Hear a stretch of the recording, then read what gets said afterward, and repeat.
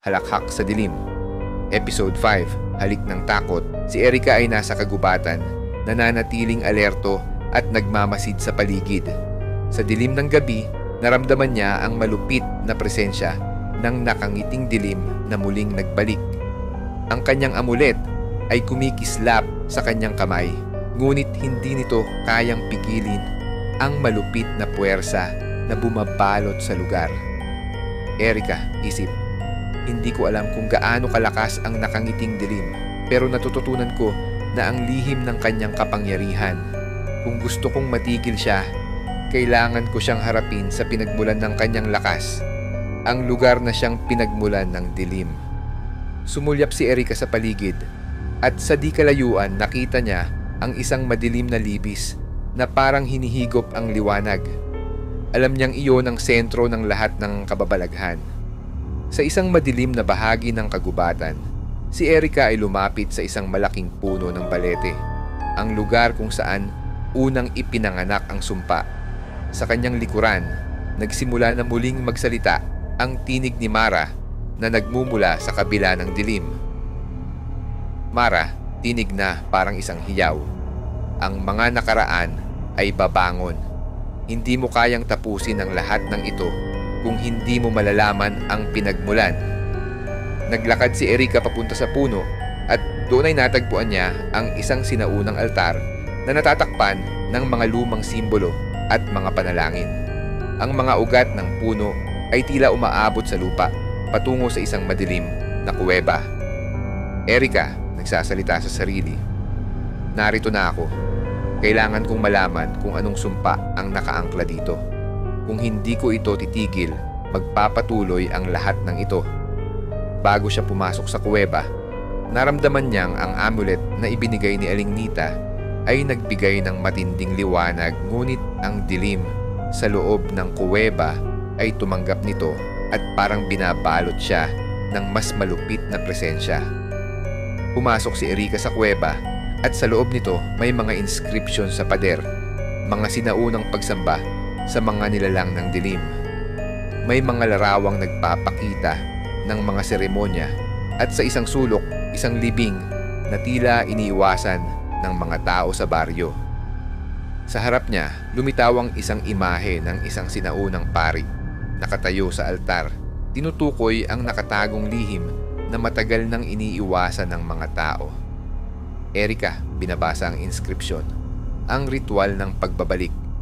Ang ritual na ito ay naglalayong magbigay ng kalayaan sa espiritu, ngunit ang pagnanais ng kalayaan ay magbabalik ng isang bagong kasunduan na magbabalik ng dilim sa mga lupang nilisan. Habang binabasa ni Erica ang mga inscription, biglang nalamig ang buong kuweba at narinig niya ang malupit na tinig na mula sa nakangiting dilim. Lumabas ang nakangiting dilim mula sa dilim ng kuweba. Ang kanyang nangiti ay malupit at ang katawan nito ay tanging anino lamang, isang nilalang na walang hugis at patuloy na lumalawak. Kumakalat ang dilim sa paligid. Nakangiting dilim, malupit na tinig. Ikaw, anak ng De La Peña, ay napagod na. Hindi mo kayang tapusin ang ginawa ng iyong mga ninuno. Ako ay bahagi ng iyong kasaysayan. Ang sumpa ay magpapatuloy sa iyo. Si Erica ay nakaramdam ng matinding takot, ngunit pinigilan niyang manghina. Dahan-dahan niyang inilabas ang amulet at itinutok ito sa nakangiting nilalang. Erica, hindi ko kayang kalimutan ang mga kasaysayan ng nakaraan, pero wala ng lugar ang dilim na ito sa buhay ko. Magtatapos na ito. Ang amulet ay kumislap ng malakas na liwanag at sa kabila ng lahat ng dilim, nakaramdam siya ng isang matinding enerhiya na nagsimula sa kanyang loob. Ang lakas ng determinasyon at pagnanais na tapusin ang sumpa. Nagbanggaan ang liwanag mula sa amulet at ang dilim ng nakangiting dilim. Ang kagubatan ay umuugong sa ingay ng kanilang laban. Ang liwanag at dilim na nagsasapawan, ang bawat paggalaw ni Erica ay nagsisilbing kalasag laban sa mga anino ng nakaraan. Habang ang nakangiting dilim ay patuloy na nagbabanta kay Erica, Natutunan niyang kailangan niyang ipagsapalaran ang lahat upang magtagumpay. Pinilit niyang alalahanin ang mga sinasabi ni Lola Feli tungkol sa mga sinaunang ritual at paano ang mga espiritu ng mga ninuno ay makakatulong sa kanya. Habang tinutulungan siya ng liwanag ng amulet, napansin ni Erica na nagsimula ng magbago ang anyo ng nakangiting dilim. Ang ngiti ng nilalang ay nagiging malupit, ngunit unti-unti itong humihina.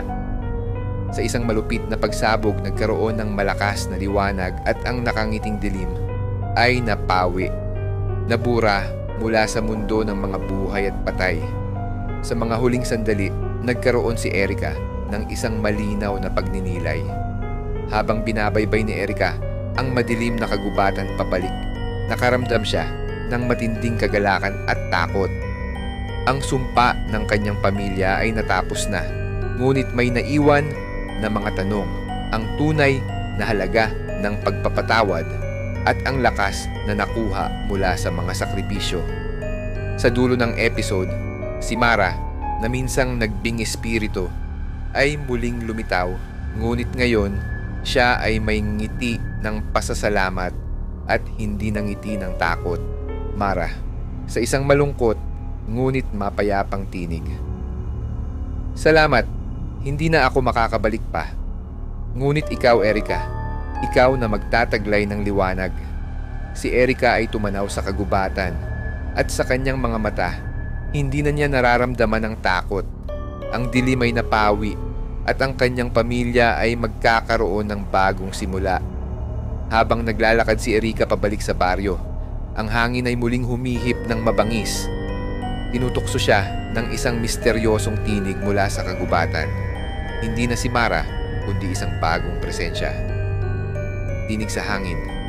Maghanda ka, Erica. May mga lihim pa na hindi mo alam. Ang sumpa ay hindi pa tapos.